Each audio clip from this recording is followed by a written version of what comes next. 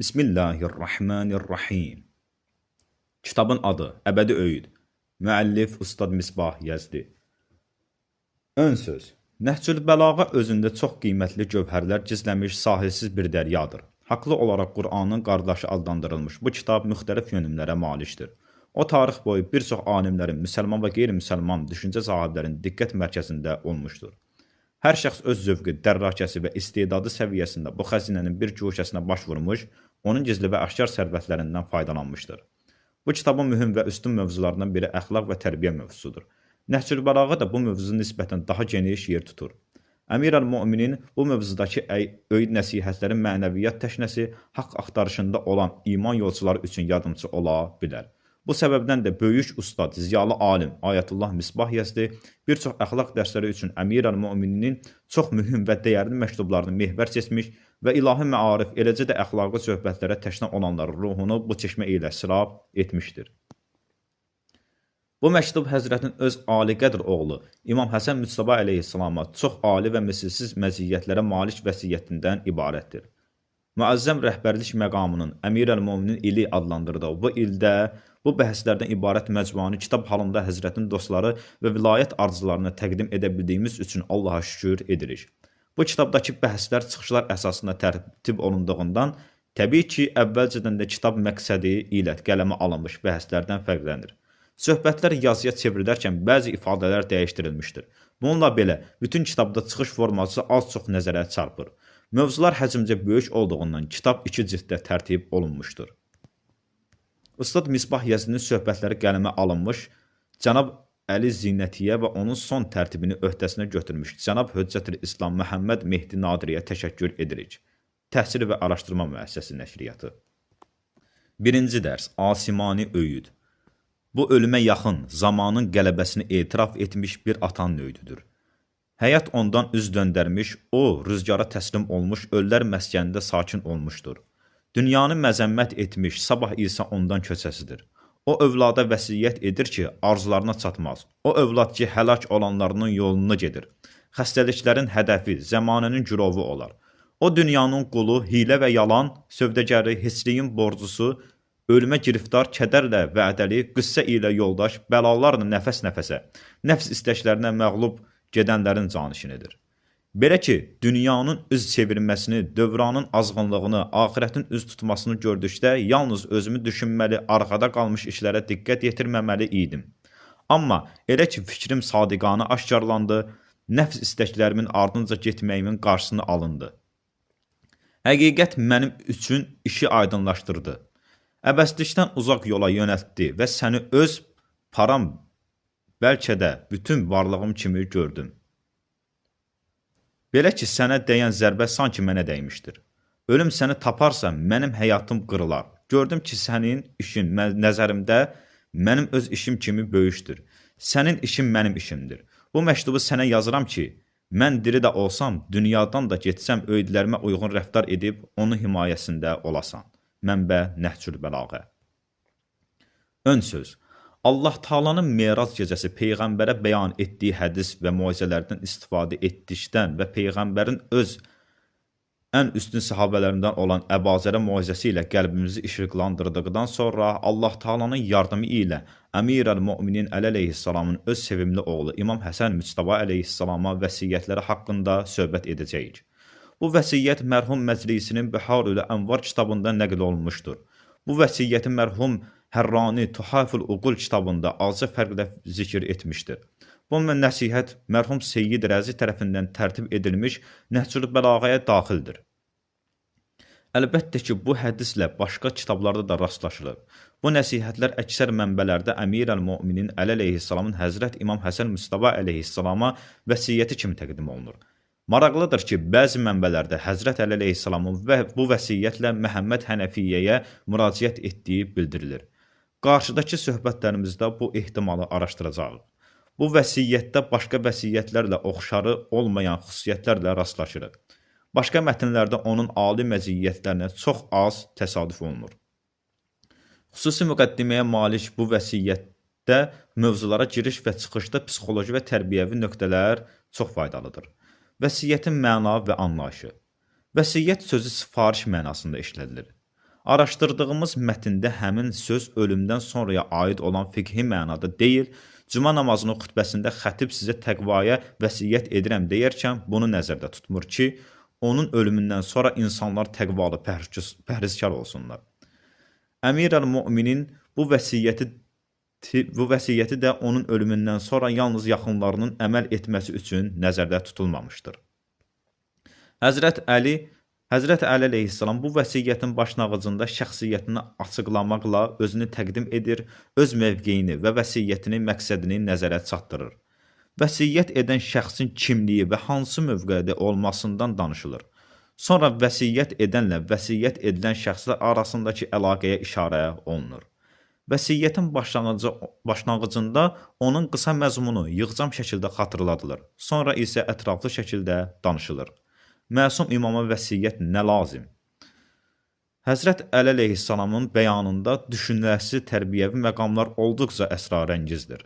Məsələlərə xüsusi üslubla yanaşma nəticəsində vəsiyyətnamədə vəsiyyət edənin və vəsiyyət olunanın sadalanmış xüsusiyyətləri bəzən düzgün anlaşılmır.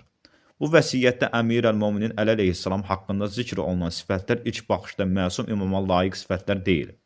Eləcə də İmam Həsən Müctəbaya aid edilən sifətlər də məsum imamın məqamına uyğuşmur.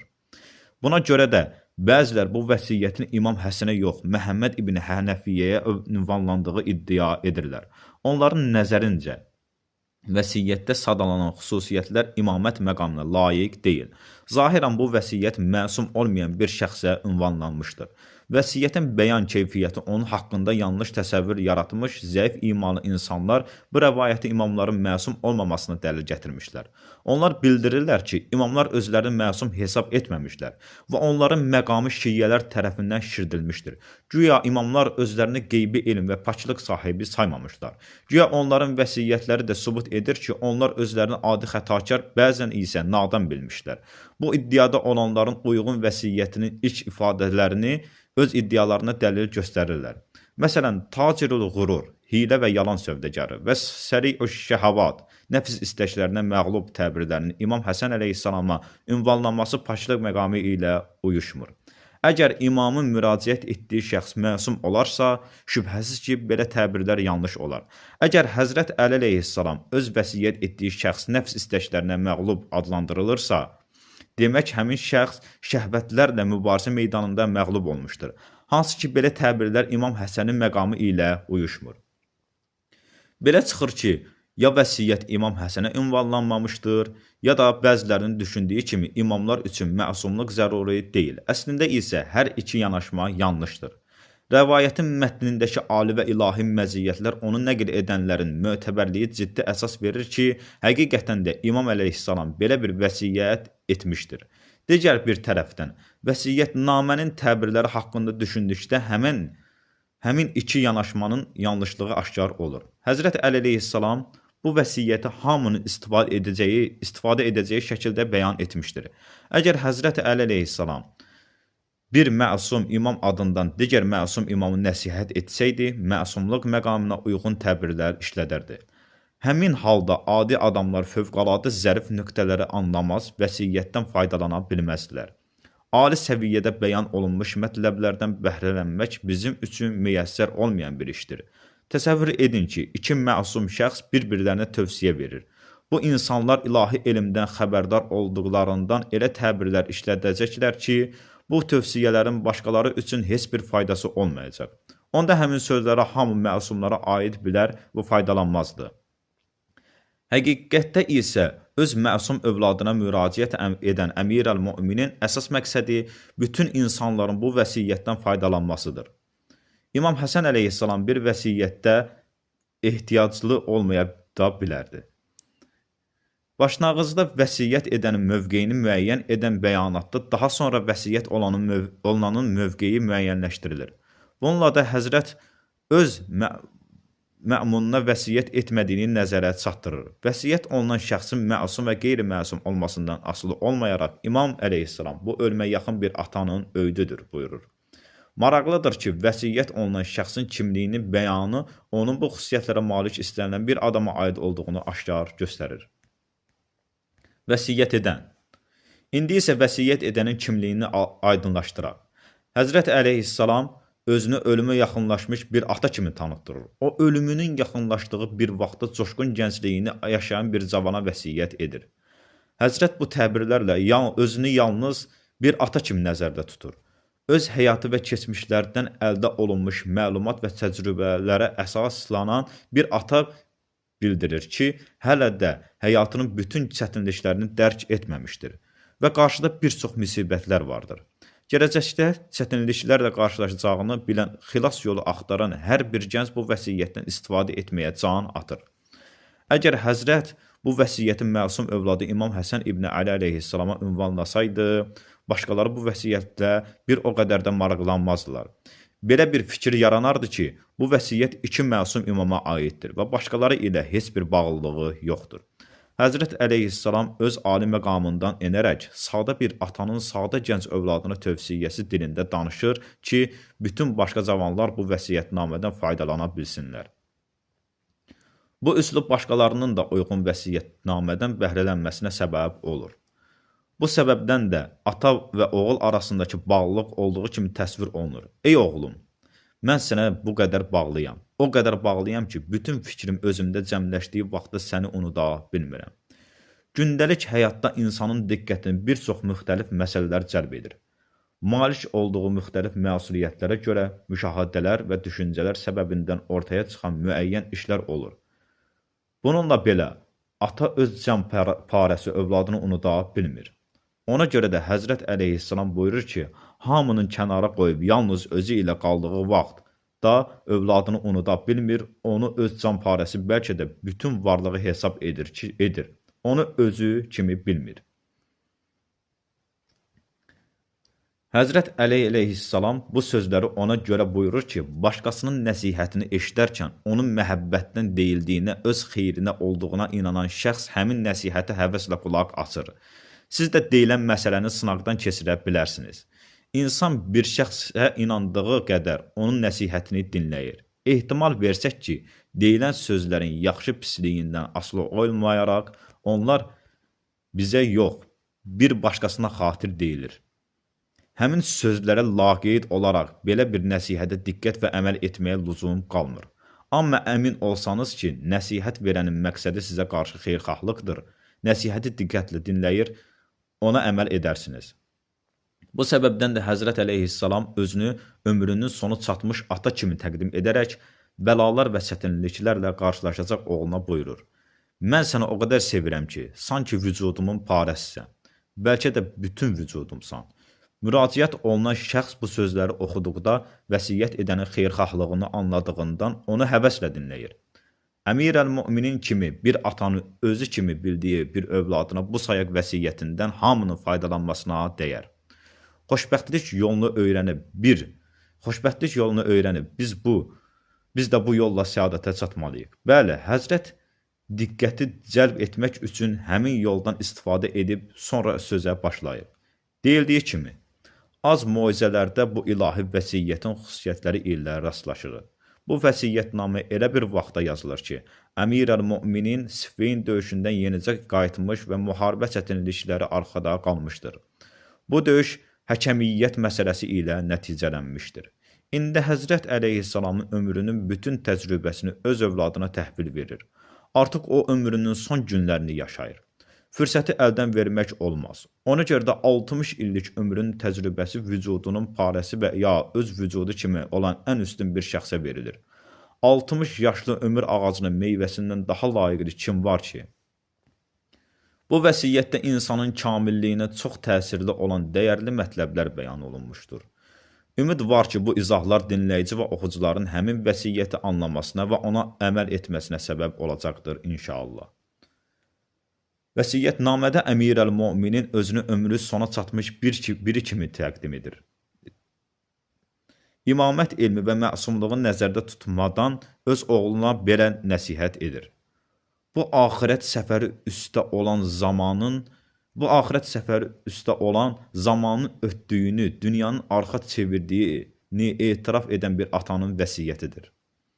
Maraqlıdır ki, Həzrət əleyhissalam Əmir-əl-Müminin Əlinin vəsiyyəti yox, bir atanın vəsiyyəti deyir və bununla da öz vəsiyyətini hamıya aid edir. Əlbəttə, əl-muqirri izzəmman təbirini bizim üçün o qədər də tanış deyil.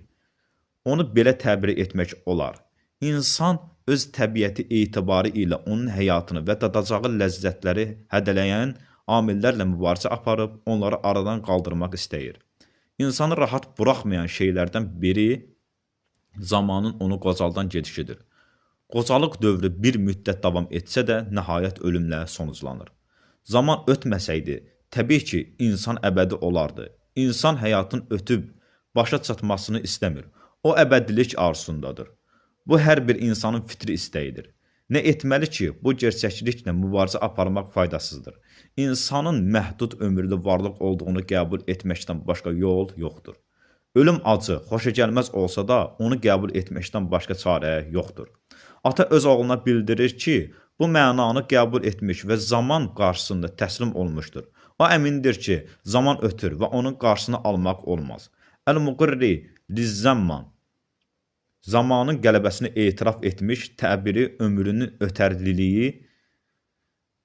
ötərliliyi qarşısında təslim olmaq mənasındadır. Yəni artıq qəbul etdim ki, ömür məhduddur və o başa çatasıdır. Ona görə də Həzrət əleyhissalam mudbiril ömr, yəni ömrü keçmiş ifadəsini işlədir. Bəli, ömrü başa çatmaqda olan bir ata, bu ata rüzgarı təslim olmuşdur. Müstəslimi liddəhr ifadəsi əl-muqirri lizzaman ifadəsinə oxşardır. Amma daha geniş və mürəkkəbdir. Sanki meydanda mübarizə aparan iki nəfərdən biri o birinin qələbə çaldığını görüb əllərini qaldırır və təslim olur. İnsan zamanın ötərliyi qarşısında bu sayaq məğlubudur. Hansı ki o bu məğlubiyyətlə barışmaq istəmir, əbədilik axtarır, nəhayət məğlubiyyətin qaçılmaz olduğunu görür. Ona görə də əllərini qaldırıb zaman və dövranın qarşısını təslim olur. Qəbul edir ki, ömrü ötüşməkdədir. Bəli, biz də bu axınla getməliyik. Başqa yol yoxdur.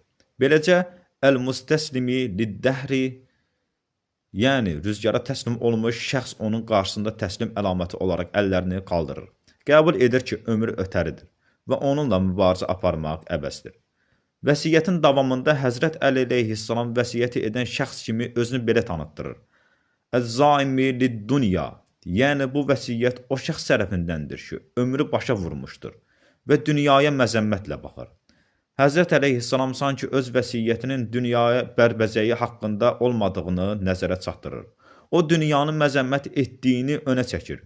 Ömrü başa çatmaqda olan dünya həyatını xoşlamayan bir ata başqalarının dünya həyatının qədrini bilməyə, ondan daha çox ləzzət almağa çağıra bilərmi? Əsla. Bu ata tövsiyə edir ki, dünyanı yüksək məqamlı, sitayişə layiq bilməyək. O dünyanı məzəmmət edir, ölülər məskəndə sakin olduğunu bildirir. Yəni o bir yerdə yaşayır ki, əvvəllər də orada yaşamışlar və hazırda həmin adamlardan əsər də yoxdur. O tezliklə öləcəyini bildirir. Bizim yaşadığımız məkanda əvvəl minlərlə adam yaşamış və heç bir iz qoymadan dünyanı tərk etmişlər. Onların yerini tutmuş bizlər əbədi qalacaqmı? Şübhəsiz ki, biz də onlar kimi öləsiyik. Vəsiyyət edən ata da özünü həmin mövqedə görür. Ölülər karvanının ötüşdüyü yerdə qərar tutmuş bu ata özünü eyni mövqedə hiss edir. Hamı bu dayanacaqda nəfəsini dərib yoluna davam edir. Həzrət Əli əleyhissalam da onların ardınca gedəcəyini bildirir. Həzrət Əli əleyhissalam buyurur: Əz-zayni ənha qəda, yəni vəsiyyət edən kəs sabah bu dayanacaqda keçəcəkdir. Müvəqqəti olaraq bu karvansarada dayansa da əvvəlki karvanlar tək yola düşəcəkdir. Bu bəyanlar vəsiyyət edən şəxsin mövqeyini müəyyənləşdirir. Onu tanımaq üçün uyğun vəsflərə, təbirlərə nəzər salıb düşünmək kifayətdir. Bu məqamda insan həmin vəsiyyətin onun özü üçün də faydalı olub-olmadığını müəyyən edə bilər. Vəsiyyət olunan şəxs. Həzrət sözünün davamında müraciət etdiyi şəxs belə tanıtdırır. İləl vələdil muəmməli ma la yudrəkus saliki səbila mən qad hələkə qərazil əsqami və rəhinətəl əyyami. O övlada vəsiyyət edir ki, arzularına çatmaz, həlak olanlarının yolunu gedər, xəstəliklərin hədəfi zəmanənin girovu olar. Bu ata öz övladına vəsiyyət edir, ömrünün qazancını ona təhvil verir. Bu övladın arzuları var və vücudunda gənclik alovu şölələnməkdədir. Gənclik dövrünü ümid və arzuları dövrü olduğunu bilirik. İnsan ümid və arzular olmadan hərəkət etmək iqtidarında deyil. Həyata hərəkətə gətirən arzulardır. İnsan gənclik dövründə fəallığının səbəbi həmin dövrdə arzularının çoxluğudur. O yaşa dolduqca arzular tükəndiyində həyat fəaliyyətdə daha zəifləyir. Həlak olanların yolunu gedər. Xəstəliyə hədəf olar. Təbirləri Quran-ı Kərimin bəzi təbirlərini xatırladır. Həqiqətən də insan zərərdədir. İnsan tələsəndir. Həqiqətən insan dözümsüz xəlq olunmuşdur. Bu ayələri oxuyarkən sual yaranır ki, məsumlardanmı başqaları kimi bu xüsusiyyətlərə malikdirlər? Məgər məsumlar da tələsən və dözümsüz yaradılmışdır? Quran-ı Kərimdə insana ünvanlanan bir sıra məzəmmətləri imamlara aid etmək olarmı? Qeyd etməliyik ki, bu müraciətlər adi insanlara ünvanlanmışdır. Uyğun təbirlər məsum imamlara şamil edilmir. Bəli, insan təbiətən dözümsüz tələskəndir. Həzrət o övlada vəsiyyət edirəm ki, arzularına çatmaz deyərkən və ya başqa nöqsanlı sifətləri sadalayarkən İmam Həsən əleyhissalam nəzərdə tutmur. İmam əleyhissalam öz mövqeyini və vəsiyyəti etdiyi gəncin mövqeyini müəyyənləşdirməklə özünü və övladını adi insan kimi fərz edir. Özünü pir, övladını gənc görən ata təcrübələrini övladının ixtiyarına verir. Aydın olur ki, öncə qeyd edilmiş iki baxış kökündən yanlışdır. Ona görə də bildiririk ki, Həzrət əleyhissalam özünün və oğlu Həsənin əleyhissalamı yox, vəsiyyət edən və vəsiyyət olunanın mövqeyini bəyan edir. Yəni, vəsiyyət olunan şəxs həlak olub, dünyadan köçənlərinin yolunu gedir. Bu bəyanda həlak olmaq dedikdə hər hansı başqa məna yox, ölüm nəzərdə tutulur. Təbii ki, hər bir gənc onu oxular tək nişan almış çətinliklər, xəstəliklər, müsibətlərlə qarşılaşasıdır. O bir növ dövranın girovudur. Zaman onu girov götürərək oxlarla nişana almışdır. Vəsiyyətnamədə bəyan olunmuş Əbdüd-Dünya və Tacirül-Qurur təbirləri çoxlarında şübhə yaratmışdır ki, Həzrət əleyhissalam İmam Həsən əleyhissalama yox, Muhammed İbn Hənəfiyyə müraciət edir. Bu iki təbir mənfi mənalara malikdir. Amma onlar təkvini mənada işlənmişdir. Dünyanın qulu, hilə və yalan sövdəgarı mənalarına malik olan həmin iki ifadə sözsüz ki, məsum imam məqamına layiq deyil. Zənnimizcə Həzrət əleyhissalam öz vəsiyyətnaməsində konkret vəsiyyət olunan şəxsi yox, dünyaya gəlmiş və dünyanın təsirlərinə məhkum olan insan nəzərdə tutur. Yəni, hər bir insan gəldiyi dünyada həmin dünyanın problemlərinə məhkumdur. Başqa sözlə, Əbdüd-Dünya, yəni dünyanın quludur. Hər bir insan peyğəmbər, imam, övliya olmasından asılı olmayaraq təbiət qanunlarına təslimdir. Məhkum insanın sövdəsi, ticarəti yalnız hilə və yalan ola bilər. Quran-ı Kərimdə də buyurulur. Dünya həyatı yalnız aldadıcı matahdır. Demək, dünya matahı ilə əlaqədə olan insan təbii şəkildə tacirül-qurur, yəni yalan və hilə sövdəgarı olur. Diqqət etsək görərik ki, Həzrət əleyhissalam öz tərəfinin müqabilini tacirül-qurur sifətinə görə məzəmmət etmir. Nə üçün beləsən demir. O sadəcə dünya həyatının belə olduğunu nəzərdə çatdırır. Bu təbirlər təkvini, yəni təbii qaçılmaz həqiqətləri bəyan edir. Bəli, elə müalicə etmək lazımdır ki, dinləyicilər özünü tacirül-qurur görüb bir daha dünya matahına aldanmasınlar. Söhbətin davamında Həzrət öz tutduğu şəxsi, yəni insanı belə nəsihət edir. Və qarimil mənaya və əsiril məvti və hlif fil humumi və qarinil əhzani və rasidil əvfati və səri'i şəhəvati və xalifətil ənvati. O heçliyin borclusu, ölmə giriftar, kədərlə vədəli, qüssə ilə yoldaş, bəlalarla nəfəs-nəfəsə, nəfs istəklərinə məğlub, gedənlərin canişinidir. O borc sahibinin, tələbkarın əl çəkmədiyi borcludur. Əcəl hər bir insanın ardınca gəzib borcunu tələb edir. Almayınca ondan əl çəkmir. Bəli, insan borcludur. Ölüm və bəla əlində çırpınan borcludur. Bəziləri kədərlə və ədəli qüssə ilə yoldaş, bəlalarla nəfəs-nəfəsə, nəfs istəklərinə məğlub kimi təbirləri də İmam Həsənin məqamına münasib bilmirlər. İmam Həsən əleyhissalamın nəfs istəkləri ilə mübarizədə məğlub olması doğrudan da məntiqi deyil. Adətən güləş meydanında məğlub olub yerə yıxılan şəxs ərəb dilində səri adlanır. Səri şəhəvat isə şəhvətlərə məğlub olmuş mənasını verir. Hansı ki, İmam Həsən əleyhissalamın şəhvətə məğlub olması mümkünsüzdür. Amma qəbul etməliyik ki, insan öz təbiəti etibarı ilə nəfs istəklərindən tam azad olmaq gücündə deyil və bu istəklər olmadan dünya həyatını davam etdirə bilməz. İstər yaşamaq, istər yemək istəyi, istərsə də cinsi istək dünya həyatının davamı üçün vasitələrdir. İnsan elə xəlq olunmuşdur ki, uyğun istəkləri büsbütün inkar edə bilməz. Adi insan üçün belə bir məqam mümkünsüzdür. Amma qeyri-adi bir insanın belə bir iş görməsi barədə hələlik danışmırıq.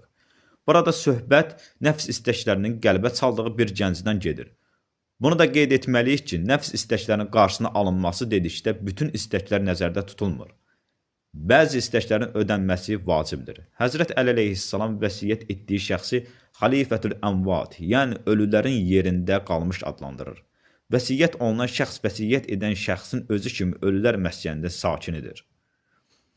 Bir vaxt bu məskəndə yaşayanlar hazırda dünyadan köç etmişlər. Bu vəsiyyəti eşidən şəxs də ölülərin canişinidir. Bu vəsiyyətnaməni dinləyən bizlər də bugün durduğumuz yerdə əbədi qalası deyilik. Vəsiyyətin səbəbi. Vəsiyyət edənin kimliyi tanıtdırıldıqdan və vəsiyyət olunan şəxsin xüsusiyyətləri asadalandıqdan sonra Həzrət əleyhissalam vəsiyyətnamənin səbəbi vəsiyyət edənlə vəsiyyət olunan arasındakı bağlılıq haqqında buyurur. Əmmə bə'd fə innə fīmə təbəyyənətu min nubarid dünya ənni və cumuhid dəhri aləyyə və iqbalil axirəti iləyyə ma yazəunni ən zikri mən sivaya vəl ihtimami bima vərai. Belə ki, dünyanın üz çevirməsini, dövranın azğınlığını, axirətin üz tutmasını gördükdə yalnız özümü düşünməli, arxada qalmış işlərə diqqət yetirməməli idim. Amma elə ki, fikrim sadiqanə aşkarlandı, nəfs istəklərimin ardınca getməyimin qarşısı alındı. Həqiqət mənim üçün işi aydınlaşdırdı. Əbəzlikdən uzaq yola yönəltdi və səni öz param, bəlkə də bütün varlığım kimi gördüm. Bu pir ata qarşıda onu gözləyən axirət həyatı haqqında düşündükdə öz övladını unutmalı idi. Amma o, bu övladı heç vəcəhlə unuda bilmir. İmamların vahid bir vücud olduğunu nəzərə almasaq belə, təbiət etibarı ilə bu övlad pir atanın canparəsidir. Ata dünyadan gedəcəyini və öz övladının onun yerində canişin qalacağını düşünərkən övladında həyat davam edəcəyini zənn edir. Bu vaxt o övladını, öz vücudu, özünü onda əbədi görür. Həzrət əleyhissalam dinləyicinin diqqətini cəlb etmək üçün belə danışır. O özü üçün istədiyini övladı üçün də istəyir. Övladının qarşılaşacağı çətinlikləri öz çətinliyi hesab edir. Onun ölümünü öz ölümü kimi dəyərləndirir. Bildiyimiz kimi, insan öz həyatındakı bəzi işlərə daha çox əhəmiyyət verir, amma başqa işlərə etinasız yanaşır. Onların fərqinə varmır. Həzrət əleyhissalam bildirir ki, özü üçün əhəmiyyətli saydıqlarını övladı üçün də əhəmiyyətli bilir. O, bu vəsiyyətnaməni yazmaqla övladına sığınacaq yaradır. Çünki bu vəsiyyət Həzrətin misilsiz təcrübəsinin nəticəsidir.